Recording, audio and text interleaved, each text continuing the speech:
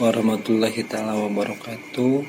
Perkenalkan, nama saya Hadi Pratama. Di sini saya akan menjelaskan materi tentang pendidikan agama Islam di semester 5 untuk menyelesaikan tugas evaluasi tengah semester.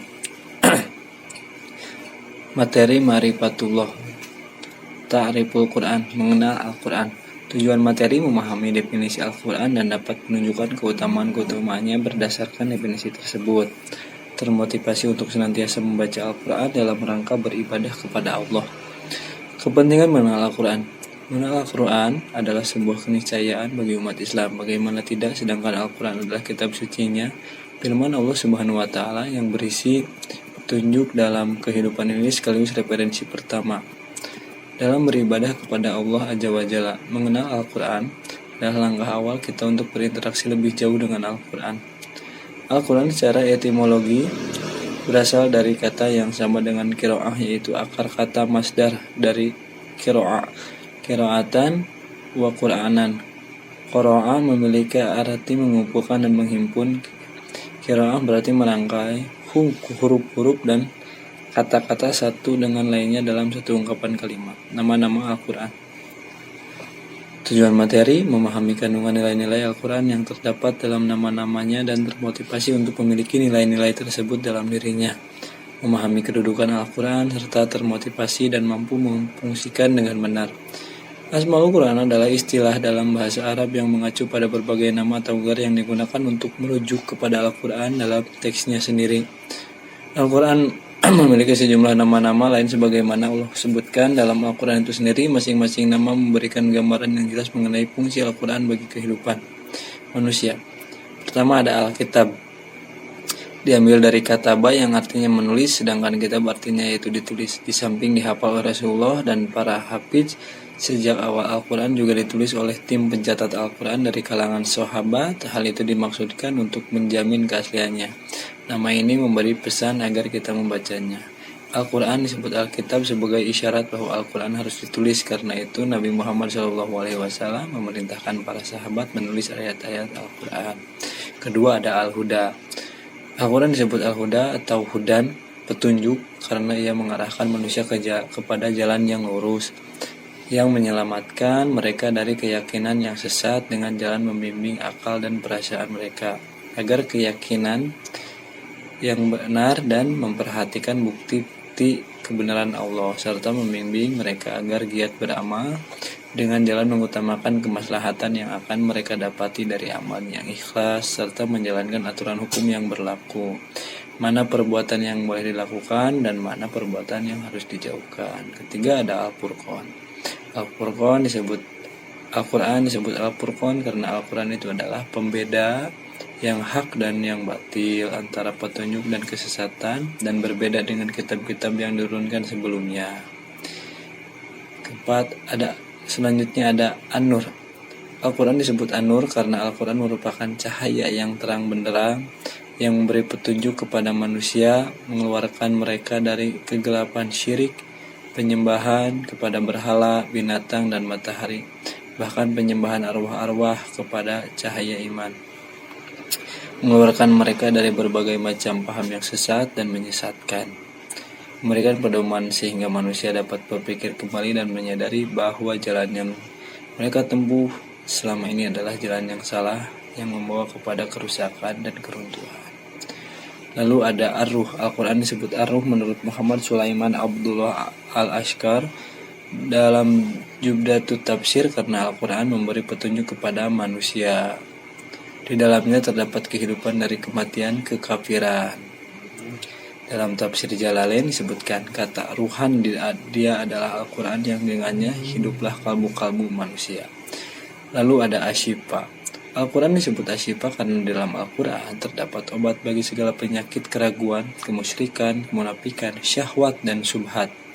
Termasuk pula semua penyakit jiwa yang mengganggu ketentraman manusia, seperti putus harapan, lemah pendirian, memperturutkan hawa nafsu, menyembunyikan rasa hasad dan dengki terhadap manusia, perasaan takut dan pengecut, mencintai kebatilan dan kejahatan, serta membenci kebenaran dan keadilan. Lalu ada Al-Haq. Al-Quran disebut Al-Haq karena Al-Quran mengandung kebenaran yang tidak ada keraguan sama sekali di dalamnya. Al-Quran mengungkapkan bukti-bukti keesaan Allah dan Rasulullah Muhammad SAW, menguraikan tentang rasul-rasul zaman dahulu dan dakwah mereka. Di dalamnya terkandung pedoman-pedoman hidup bagi manusia untuk memperoleh kesejahteraan duniawi dan kebahagiaan akhirat. Lalu ada Al-Bayan. Al-Quran disebut Al-Bayan karena Al-Quran memberikan penjelasan tentang petunjuk untuk keluar dari kesesatan serta menerangkan berbagai hikmah dan hukum tentang ketauhidan, kisah-kisah budi pekerti yang baik, ilmu pengetahuan, janji Allah dan ancamannya. Hukum-hukum yang menjadi pedoman bagi manusia dan dalam hidup dan kehidupannya di dunia dan di akhirat nanti. Lalu ada Al-Mau'idah. Al-Quran disebut Al-Mau'ijah karena Al-Quran mengandung pelajaran yang indah yang dapat memperbaiki akhlak dan amal perbuatan manusia. Kemudian ada Az-Zikir. Al-Quran disebut Az-Zikir karena Al-Quran merupakan peringatan tentang berbagai permasalahan.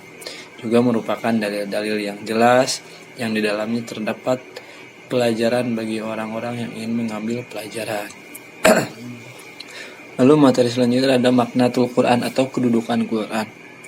Dari sebagian nama-nama Al-Quran tersebut tergambarlah kepada kita maknatul Quran atau kedudukan Al-Quran sebagai pedoman hidup manusia yang begitu lengkap. Pertama, Al-Quran adalah kitabun naba'i wal akhbar. Kitab berisi berita dan kabar. Di dalam Al-Quran terdapat berita-berita tentang kejadian masa lalu maupun kejadian yang akan datang. Al-Quran memberitakan kisah para nabi dan rasul terdahulu, Adam, Nuh, Ibrahim, Yakub, Yusuf, Musa, Isa, dan lain-lain, agar menjadi pelajaran bagi umat manusia.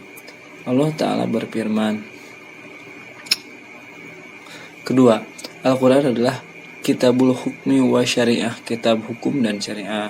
Di dalamnya Al-Quran Allah Ta'ala telah menetapkan berbagai macam hukum dan syariat yang mengatur kehidupan manusia sebagai individu, keluarga, masyarakat, dan bangsa. Yang memerintahkan kepada mereka agar berhukum kepadanya secara konsekuen. Ketiga, Al-Quran adalah kitabul jihad, kitab jihad. Al-Quran berbicara tentang jihad di banyak ayat, dalam arti khusus yakni kita dalam arti umum yakni segala bentuk upaya dalam rangka meninggikan kalimat Allah Ta'ala. Keempat, Al-Quran adalah kitab tarbiyah, kitab pendidikan. Al-Quran memuat kisah-kisah penuh hikmah yang mengandung banyak pelajaran. Selain kisah para nabi dan rasul, Al-Quran pun memuat kisah-kisah orang saleh seperti Luqman, Ashabul Kahfi, Talut, Zulkarnain, Maryam, Asyah, dan lain-lain. Dari kisah-kisah tersebut dan juga ayat-ayatnya secara umum kita dapat menyimpulkan makhraj Qur'ani dalam tarbiyah. Kelima, Al-Quran adalah Minhajul Hayyah, pedoman hidup. Pembahasan tentang hal ini dilakukan.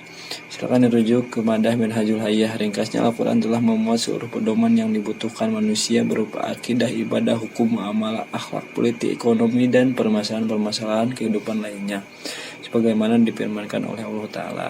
Keenam, Al-Quran adalah kitab pengetahuan. Bacalah dengan menyebut nama Tuhanmu yang menciptakan. Dia telah menciptakan manusia dari segumpal darah. Bacalah, dan Tuhanmu lah yang maha pemurah, yang mengajar manusia dengan perantara kalam. Dia mengajar kepada manusia apa yang tidak diketahuinya. Quran Surat Al-Alaq 1-5. Tuntutan iman kepada Al-Quran. Tujuan materi memahami kewajiban Muslim terhadap Al-Quran dan termotivasi untuk menunaikannya berupa menghidupkan suasana Al-Quran dalam setiap keadaan dengan mentaatinya dalam setiap keadaan. Termotivasi untuk mendakwahkan Al-Quran dan memperjuangkannya di muka bumi.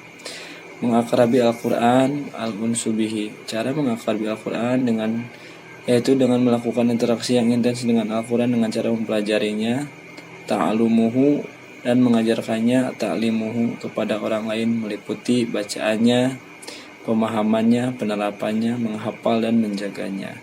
2. Mendidik diri dengannya, berusaha mendidik diri supaya sifat-sifat dan karakternya sesuai Al-Quran, sehingga mengsibgoh atau mencelupkan dirinya secara utuh dengan Al-Quran. 3. Tunduk menerima hukum-hukumnya, at-taslimu il ahkamihi, yaitu dengan cara mematuhi dengan segala ketundukan dan lapang dada kepada hukum-hukum yang ada di dalam Al-Quran, sebagai bukti ketundukannya kepada Allah Subhanahu wa Ta'ala. Menyeru orang kepadanya, yaitu dengan mengajak orang lain untuk mengikuti segala petunjuk Al-Quran dengan cinta, kepedulian, dan rasa tanggung jawab sesama muslim. Menegakkannya di bumi, yaitu menegakkan Al-Quran dalam dirinya sebagai individu, dalam kehidupan sosial, politik, sebagai anggota komunitas muslim ini. Hanya seperti itu materi yang saya jelaskan tentang tugas evaluasi tengah semester ini. Semoga apapun yang saya ucapkan, kalau misalkan benar itu karena Allah, kalau misalkan itu salah itu adalah karena kesalahan saya sendiri. Wabillahi taufiq wal hidayah. Wassalamualaikum warahmatullahi taala wabarakatuh.